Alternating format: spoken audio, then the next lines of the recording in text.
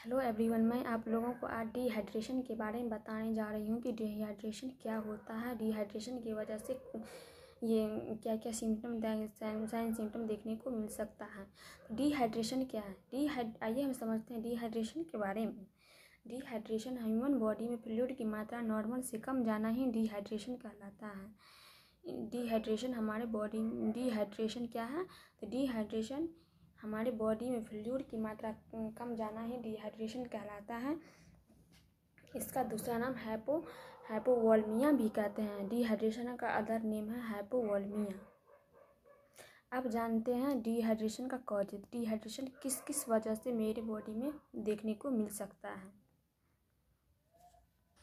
Dehydration severe diarrhoea होगा, अत्यधिक diarrhoea होगा तब हो सकता है। दस्त ज़्यादा होगा तब उस केस में ये डिहाइड्रेशन देखने को मिल सकता है, क्योंकि फ्लूइड का लॉस होगा। और उसके बाद एक्सेसिव वोमिटिंग होगा तब हो सकता है। रनिंग नोज के टाइम हो सकता है। वाटरी आइज के थ्रू के समय हो सकता है। एक्सेसिव स्वेटिंग होगा तब हो सकता है। मतलब स्वेटिंग मतलब पसीना जब हमारे बॉडी से ज़्यादा निकलेगा तब तो फ्लूइड की मात्रा कम जाएगा ना। पसीने के साथ फ्लूइड निकलता है ना, तो फ्लूइड कम जाएगा तो स्वेटिंग जो निकलेगा पसीना तो फ्लूइड ना हुआ, तो फ्लूइड जो कम जाएगा तो हमारे बॉडी में वीकनेस प्रॉब्लम होगा। बहुत सारे प्रॉब्लम देखने को मिल सकता है। बर्न के कंडीशन में भी देखने को मिल सकता है। जले हुए जब कोई व्यक्ति जल जाता है तो उसके बॉडी से कितना बहुत सारा फ्लूइड निकलता है, तो उसकी वजह से भी डिहाइड्रेशन हो सकता है। हाइपरपायरेक्सिया का मतलब होता है तेज बुखार होगा तो उस समय भी फ्लूइड लॉस होता है। तो उस समय तो फ्लूइड लॉस होगा तो डिहाइड्रेशन का शिकार हम हो सकते हैं। उसके बाद जैसे पॉलीयूरिया का मतलब होता है यूरिन की मात्रा नॉर्मल से ज़्यादा होना। पॉलीयूरिया का मतलब होता है यूरिन की मात्रा नॉर्मल से ज़्यादा होना। तो यूरिन की मात्रा कितना रहना चाहिए वो हम बताते हैं। तो यूरिन की मात्रा नॉर्मल से ज़्यादा होगा तो उस समय में भी ये डिहाइड्रेशन हो सकता है। फ्लूइड लॉस होगा तो डिहाइड्रेशन हो सकता है। जैसे हम बताए थे पॉलीयूरिया, तो उसका यूरिन की मात्रा नॉर्मल यूरिन कितना हमारे बॉडी में रहना चाहिए, तो 1.5 से 2 लीटर 1.5 से 2 लीटर के आसपास हमारे बॉडी में यूरिन रहना चाहिए। अब पॉलीयूरिया होगा जैसे 2.5 से ज़्यादा हो जाएगा। 2.5 से ज़्यादा हो गया तो वो हो जाएगा पॉलीयूरिया। ओलिगोयूरिया मतलब होता है यूरिन की मात्रा नॉर्मल से कम जाना। यूरिन की मात्रा नॉर्मल से कम जाना मतलब हम बोल सकते हैं कि 400 ml से कम जाना, ये हमारा ओलिगोयूरिया हो गया। और आता है अयूरिया का मतलब होता है 100 ml से कम होना अयूरिया कहलाता है।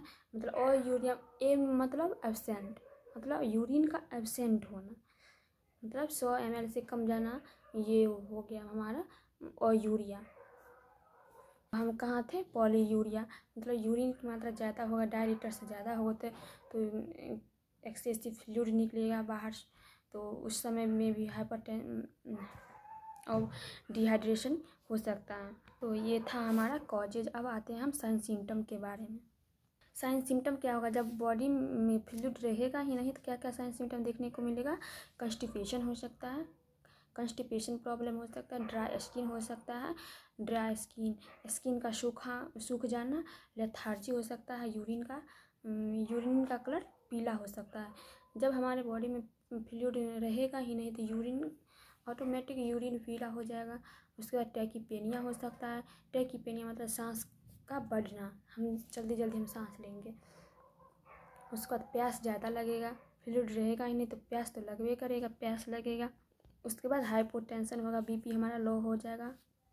उसके बाद वेट लॉस, फ्लूइड रहेगा ही नहीं तो वेट लॉस तो होगा ही, तो वेट लॉस हो जाएगा। रेस्टलेसनेस आएगा, वीकनेस आएगा।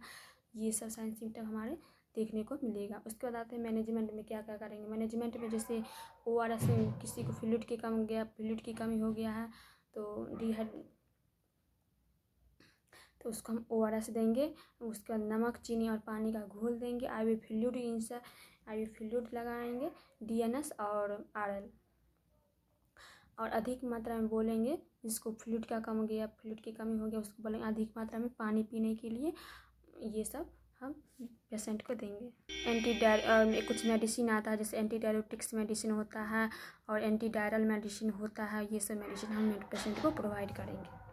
अब आते हैं इसका डायग्नोसिस भी कर लेंगे। जैसे डायग्नोसिस में जैसे फ्लूइड हमारा लॉस होता जाएगा तो कुछ तो प्रॉब्लम हमारे बॉडी में रहेगा, तब तो ये लॉस हो रहा है, तो उसको हम पता करेंगे। तो इसको पता करने के लिए हम डायग्नोसिस करेंगे। तो डायग्नोसिस में हो जाएगा हिस्ट्री कलेक्शन लेंगे, फिजिकल एग्जामिनेशन लेंगे, स्टूल एग्जामिनेशन लेंगे, ब्लड कल्चर लेंगे। तो ये सब हम इसका डायग्नोसिस करेंगे। तो दोस्तों ये था हमारा डिहाइड्रेशन। अब इसके अंतर्गत आप लोग को जो भी प्रॉब्लम हो प्लीज़ कमेंट बॉक्स में कमेंट करके अपना डाउट क्लियर कर लें। धन्यवाद।